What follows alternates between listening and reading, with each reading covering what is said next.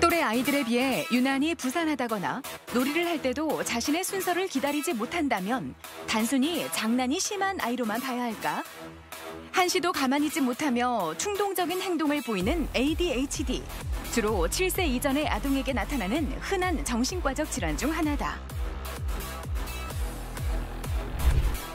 ADHD란 주의력 결핍 과잉 행동 장애라는 질환이며 주의가 산만하고 과도한 행동을 보이거나 충동적인 모습을 보이는 증상이 주로 나타나는 정신과적 질환입니다.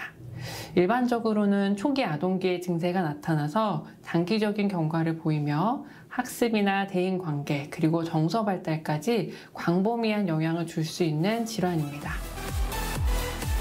주의력 결핍, 과잉 행동, 그리고 충동성. 아동이 주로 활동하는 장소 가운데 적어도 2곳 이상에서 이런 증상을 보인다면 ADHD를 의심해봐야 한다는데 오늘 TV 주치에서는 의사소통의 걸림돌 ADHD에 대해 자세히 알아본다.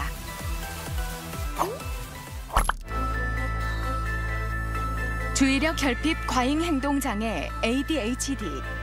주 증상은 충동성과 과잉 행동, 그리고 주의력 결핍으로 대표된다. 주로 아동과 청소년의 유병률이 집중돼 있어 생각보다 흔한 질환임에도 불구하고 발견되지 못하는 경우가 많은데 무엇보다 부모의 세심한 관찰과 관심이 중요한 질환 중 하나다. 병원에는 오늘 어떻게 오셨을까요? 아이가 수업 시간에 집중을 못하고 계속 뛰어다닌다는 얘기를 선생님께 들어가지고 오게 되었습니다. 집에서는 어떤가요? 집에서 계속 뛰어다니다 보니까 층간소음 문제도 생기고요. 앉아서 TV 본다든지 책 읽는 거는 상상도 할 수 없습니다. 그러면 참을성은 어떤가요? 참을성도 없어서 얘기를 끝까지 듣지도 않고요. 그리고 자주 화를 내는 것 같습니다. ADHD 건강보험 진료 현황에 따르면 환자 10명 가운데 6명이 10대로 나타났다. 또한 초등학생 20명 가운데 1명, 한 반에 한두 명은 ADHD와 관련이 있는 것으로 조사됐다. 이 아동의 경우에는 산만하고 행동도 많고 충동 조절이 잘 되지 않는 모습을 보입니다. 흔히 ADHD를 의심할 수 있는 증상이고요. 이런 경우에는 이제 병원에 왔을 때 기본적인 인지적인 사양에 대해서도 확인을 하고 정서 상태나 주의력 상태를 검사 등을 통해서 확인을 하고 문제 행동이 심하다면 여기에 대한 행동치료나 약물치료를 시행할 수 있습니다. ADHD 진단은 전문의와의 면담을 통한 행동 관찰, 설문지 검사, 주의력 검사, 그리고 인지평가 등을 통해 임상적으로 진단한다. 신경학적 질환이나 아동기 조증과도 구별돼야 하는데 산만하다고 해서 꼭 ADHD가 아닌 경우도 있기 때문에 정확한 진단을 위해선 전문의의 진료가 필수다. 오늘 어떻게 오셨을까요? 네, 딸이 중학교 2학년 여자아이인데요. 학교에서 좀 집중하기를 힘들어하고 그리고 학용품 같은 거를 자주 잃어버려서 왔습니다. 다른 어려움도 더 있었을까요? 멍하게 있는 경우가 많고요. 그리고 숙제 같은 거 할 때도 좀 집중을 하기 어렵다 보니까 오래 걸리는 것 같습니다. 혹시 더 어릴 때는 어땠나요? 예전에는 좀 과하게 산만했었고 요즘 최근에는 그냥 가만히 있을 때 꼼지락거리는 정도입니다.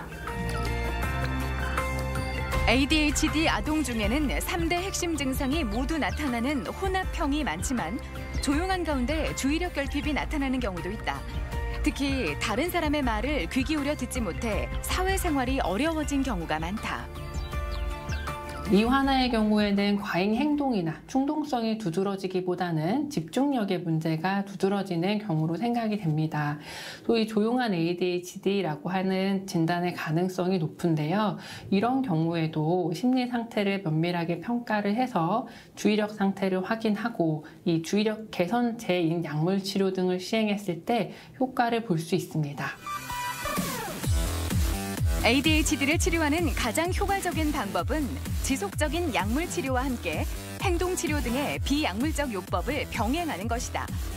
ADHD 약물 치료 효과는 매우 좋은 편으로 집중력이 향상되고 공격적인 성향은 줄어들어 사회 활동이나 대인 관계에 있어 큰 향상을 보여준다. 때문에 조기 치료가 무엇보다 중요하다. ADHD 증세를 가진 아이들이 보통 시간이 지나면 괜찮아진다면서 그냥 두시는 경우들이 많은데요. 이런 경우 ADHD 증상 자체도 만성적이지만 자꾸 혼이 나거나 실패를 경험하는 등 부정적인 경험들을 많이 할 수 있고요. 그렇게 되면 건강한 자존감의 발달도 방해를 받고 우울이나 불안함 등 다른 증상들이 생길 수도 있기 때문에 적절한 진단과 조기 치료가 꼭 필요합니다.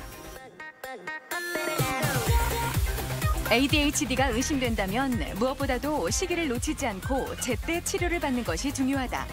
ADHD를 가진 아동의 70% 이상이 청소년기까지, 그중 약 50% 이상이 성인기까지 증상이 이어진다고 알려져 있다.